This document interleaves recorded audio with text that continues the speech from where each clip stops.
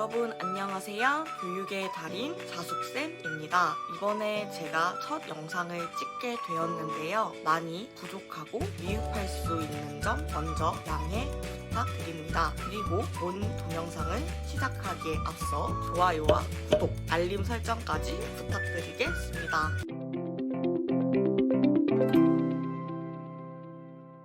제가 이번에 준비한 내용은요, 고졸 검정고시에 대한 내용을 준비했는데요. 흔히 고졸 검정고시라 하면 고등학교 학력을 취득하기 위해 준비한다고 생각하시는 분들이 아주 많으실 거예요. 그럼 고졸 검정고시 어떤 식으로 진행이 되고 그 이후는 어떠한 과정으로 준비를 하는지에 대해서 제가 설명드리겠습니다. 고졸 검정고시 같은 경우에는 고등학교 졸업 학력을 취득하기 위해서 진행하는 시험인데요. 고졸 검정고시는 1년에 2번 이루어집니다. 바로 4월 시험이 있고 그 다음에 8월 시험이 있습니다. 그럼 고졸 검정고시 어떻게 준비해야 하는 걸까요? 검정고시 같은 경우에는 4월 시험에는 2월에 공고가 올라오고 8월 시험 경우에는 6월에 공고가 올라옵니다. 올라오는 공고에 맞추어서 응시 서류 접수 기간이나 시험 일정을 미리 확인하고 본인이 거주하고 있는 교육청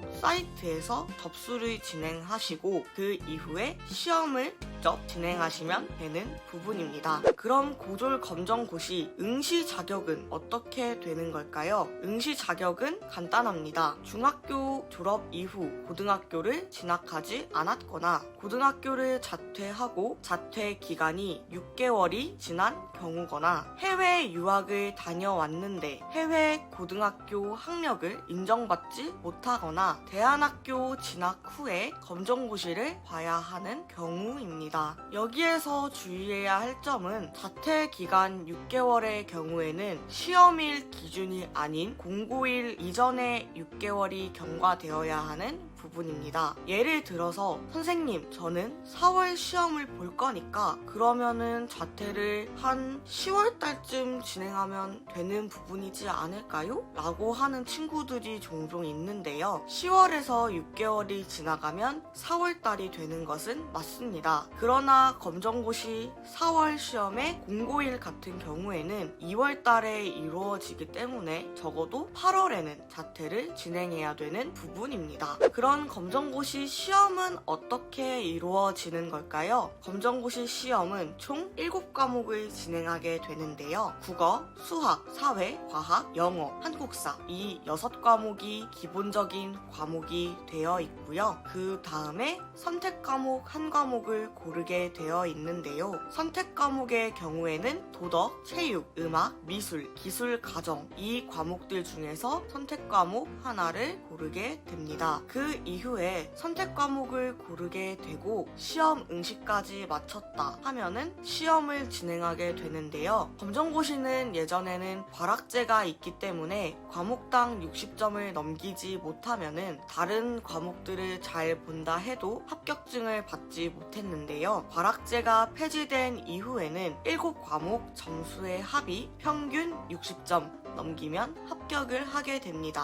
그러면은 검정고시 이후의 진로에 대해서는 어떻게 생각을 해야 되는 걸까요? 물론 본인이 하고 싶은 일이 확고한 학생들 같은 경우에는 검정고시 이후의 계획이 잘 세워져 있겠지만 그렇지 않은 경우에는 검정고시 이후에 대학 진학을 생각하고 있는 학생들이 아주 많을 거예요. 그럼 검정고시 후에 대학 진학 어떻게 준비해야 하는 걸까요? 검정고시 이후에 대학을 가는 방법에는 여러 가지 방법이 있습니다. 첫 번째로는 검정고시 점수로 대학을 가는 방법인데요. 검정고시 점수가 비교 내신 등급으로 산출될 수 있다는 거를 여러분은 아시나요? 아마 모르시는 분들이 굉장히 많을 거라고 저는 생각됩니다. 검정고시 지원생을 받아주는 학교 같은 경우에는 검정고시 점수를 비교 내신 등급으로 산출을 산출을 합니다. 예를 들어 명지대 같은 경우에는 전 과목 만점, 즉 100점을 받게 되면은 비교 내신 산출 등급에 의하여 2등급으로 측정이 되는 부분입니다. 그런 식으로 검정고시 수시 지원이 가능한 학교가 꽤 많이 있으나 사실상 인서울 중하위권 또는 직어국 대학교, 네임드 있는 대학교 같은 경우에는 검정고시 수시 지원이 어렵습니다. 된다고 하더라도 동점자 우선 선발 기준에서 검정고시생들은 생기부가 없기 때문에 가장 아래로 밀리는 경우가 있습니다. 그렇기 때문에 불리하게 작용할 수 있는 부분을 꼭 유의해 주시길 바라겠습니다. 두 번째로는 검정고시 후에 정시를 준비하는 방법입니다. 정시 같은 경우에는 고등학교 졸업 예정자 혹은 고등학교 졸업 학력 이상인 경우에 응시가 가능하기에 검정고시를 합격하신 여러분들이라면 정시 응시도 가능합니다. 정시 같은 경우엔 본인이 들어가고 싶은 대학에 맞춰서 입시 결과를 확인하시고 그 입결에 맞추어서 아니면 그 입결 이상의 목표를 잡고 정시 공부를 준비하시면 되는 부분입니다. 물론 정시 100% 전형도 있겠지만 정시 70%와 내신 30%의 비율을 보는 학교 같은 경우에는 검정고시 고득점 준비도 매우 중요하다는 사실 여러분 꼭 기억해 주시길 바랍니다. 다음으로는 논술을 준비하는 방법인데요. 최근 들어서 수능 최저 없이 지원할 수 있는 논술 학교가 많아졌습니다. 대표적으로 연세대, 인하대, 경기대, 단국대 등이 있는데요. 수능 최저가 없기 때문에 논술만으로 준비할 수 있다는 이점이 있고 그렇다면 검정고시생들에 대한 우선 선발 기준 같은 거에 대한 불합리함이 없기 때문에 여러분들이 충분히 잘 준비할 수 있는 부분입니다. 마지막으로는 학점은행제 제도를 통해서 편입을 준비하는 방법이 있는데요. 학점은행제 제도는 고등학교 졸업 이상의 학력이라면 누구든 학위를 취득할 수 있도록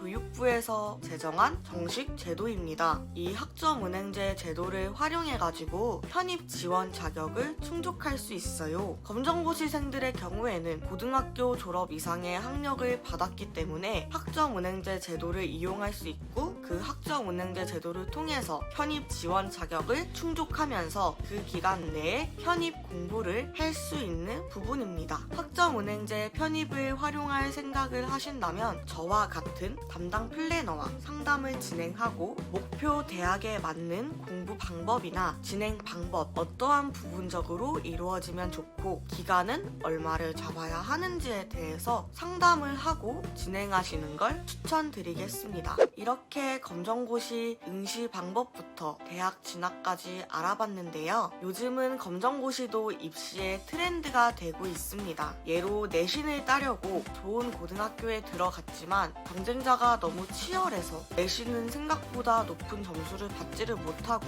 그렇다고 정시에 올인하자니 학교 생활에 치중되어 있기 때문에 답답한 학생들의 경우에도 검정고시를 준비하고 있고요. 예대나 세대 진학을 위해서 실기에 집중하고 싶은 학생들의 경우에도 검정고시를 이용하고 있습니다. 아니면 나는 나이대에 상관없이 빠르게 학력을 취득하고 졸업을 한 다음에 내 꿈을 이루고 싶다 하는 친구들의 경우 고등학교에서의 3년이란 시간이 가까워서 검정고시를 선택하는 경우도 있습니다. 그렇기 때문에 검정고시에 대한 인식도 좋아지고 있고 대학마다 검정고시 전형에 대한 방법도 늘어나고 있는 추세라는 것을 여러분께 말씀드리고 싶었습니다. 검정고시를 준비하는 친구들이나 검정고시 이후에 대학 진학에 관한 궁금증이 있는 친구들, 아들이나 딸이 검정고시를 준비하고 진학을 가려고 하는데 어떻게 하면 좋을까요, 선생님?